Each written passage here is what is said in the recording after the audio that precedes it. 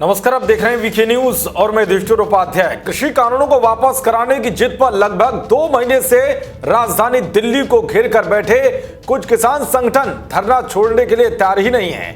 इसके पीछे की क्या वजह है, उसके सबूत भी हम आपको लगातार दिखा रहे हैं, क्योंकि इस आंदोलन को वामपंथी और खालिस्तानियों की जमात ने हाईजैक कर लिया है और इनका सीधा मकसद है किसानों की आड़ में साजिश रचते हुए मोदी सरकार को घुटनों पर लाना। लेकिन अब देश की जनता भी समझदार हो गई है, जिसके चलते इनके सारे मंसूबे फेल होते हुए नजर आ रहे हैं। दरअसल किसान आंदोलन में शामिल वामपंथी लगातार एक के बाद एक प्रोपेगेंडा लेकर सामने आ रहे हैं, जिसमें इमोशनल ब्लैकमेल का हिस्सा सबसे ज्यादा होता है। लेकिन हर बार इनका यह प्रोपेगेंडा बेनकाब हो जाता है, क्योंकि इनके स्क्रिप्ट राइटर ही कुछ ऐसे होते हैं जिनकी हर बार स्क्रिप्ट एक जैसी होती है, जो तुरंत पकड़ में आ जाती है। इसी बीच किसान आंदोलन को हाईजैक करने वाले वामपंथी एक प्रोपेगेंडा लेकर आए, जिसकी पोल भी अब सबके सामने खुलकर आ गई है। दरअसल दिल्ली के सिंगू बॉर्डर पर कुछ लोगों की ओर से जिस शख्स को शूटर बताकर मीडिया के सामने पेश किया गया था, अब उसने पूछताछ में कई सनसनीखेज आरोप लगाए हैं। मीडिया से बातचीत करते हुए कुछ किसानों ने कहा था कि शूटर ने दिल्ली पुलिस पर गंभीर आरोप लगाए हैं। उसका कहना है कि 26 जनवरी को कुछ गलत होने पर मंच पर बैठे 4 किसान नेताओं को गोली मारने के उसे आदेश दिए गए हैं, जिसके बाद कई लोगों ने कहा था कि अगर पुलिस इस कथित शूटर को 2 डंडे लगाएगी तो ये सब कुछ उगलने लगेगा। लेकिन डंडे लगने से पहले ही उसने साजिश रचने वालों की सारी पोल खोल कर रख दी है। हरियाणा के सोनीपत के रहने वाले इस शख्स ने कहा है कि वो 19 जनवरी को दिल्ली में अपने एक रिश्तेदार के घर आया था और दिल्ली में पैदल घुसते वक्त ही कुछ लोगों ने उसे अगवा कर उसकी पिटाई की थी। योगेश ने पूछताछ में कहा है कि लोगों ने उस पर दबाव बनाते हुए कहा था कि वो लोग जो कहें उसे मीडिया के सामने वही कहना पड़ेगा। एक बार आप भी सुनिए उस वीडियो को, योगेश ने क्या कुछ कहा। मैं सोनीपत का योगेश सिंह। 19 तारीख को मेरे मामा का लड़का हुआ था, मैं वहां पे गया था। मैं दिल्ली डीटीसी बस में आया था और दिल्ली पुलिस ने मुझे वहां से पैदल नरेला से आगे भेजा था सर।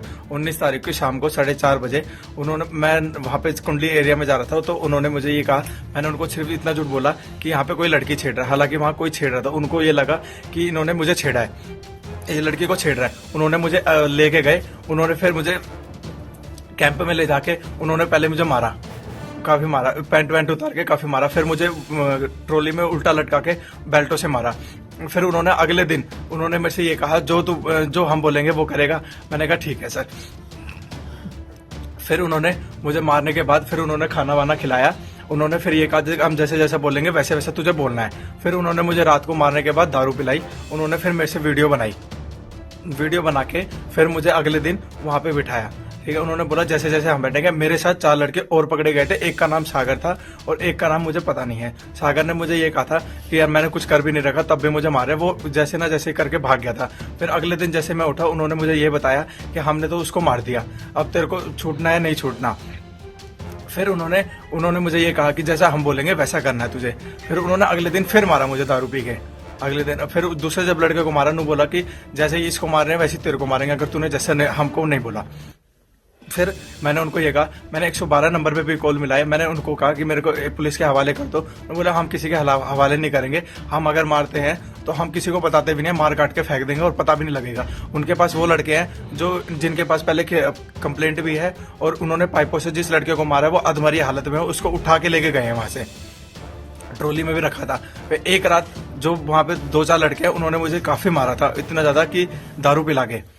फिर वो आगे गया, आगे जाके उन्होंने ये कहा कि जो कि जैसे हम तेरे को बोलेंगे तेरे को प्रेस के आगे वहां बोलना है। तो काफी सारे साथ थे। फिर मैंने एक वहां पे स्टोरी बनाई कि मुझे भाई पुलिस वाले ने ऐसे बोला कि भाई प्रदीप SHO राय थाने का ऐसे बोला मुझे कि भाई ऐसे टीम है ना, मेरे 10 लड़के आएंगे, फायरिंग करनी है 26 तारीख के बाद, ये करना है। फिर मैंने वैसे ही बोला कि मैंने कहा अगर छूटना होगा तो मुझे इसके लिए झूठ का सहारा लेना पड़ेगा। तो सुना आपने, योगेश ने कहा कि अगवा करने वाले लोगों ने उसे कैंप में ले जाकर उसके साथ मारपीट की थी और रात को उसे शराब भी पिलाई थी। योगेश ने अपने दावे में यह भी कहा है कि उसके साथ कुछ और युवक भी पकड़े गए थे। अब आप समझ सकते हैं कि इस आंदोलन में कैसा खेल चलाया जा रहा है। बता दें कि योगेश को ही किसान संगठनों ने गुरुवार को मीडिया के सामने पेश किया था और कहा था कि उसे किसानों की ट्रैक्टर रैली पर फायरिंग करने के लिए दिल्ली में भेजा गया था। इसके बाद योगेश ने मीडिया को संबोधित करते हुए कहा था कि उसे राय थाने के एसएचओ की ओर से ऐसा करने के लिए कहा गया था। हालांकि राय थाने के पुलिस अधिकारियों ने इस बात पर प्रतिक्रिया देते हुए कहा कि योगेश ने मीडिया के सामने जिस प्रदीप नाम के शख्स को राय थाने का एसएचओ बताते हुए तमाम दावे किए हैं, उस नाम का कोई शख्स थाने में तैनात ही नहीं है। इससे साफ हो जाता है कि किसान आंदोलन की आड़ में कथित किसान नेता और वामपंथियों की फौज झूठ फैलाकर अपना मकसद पूरा करने में लगी हुई है, जो कभी भी संभव नहीं होगा। देश और दुनिया की तमाम खबरों को पाने के लिए देखते रहिए वीके न्यूज। नमस्कार।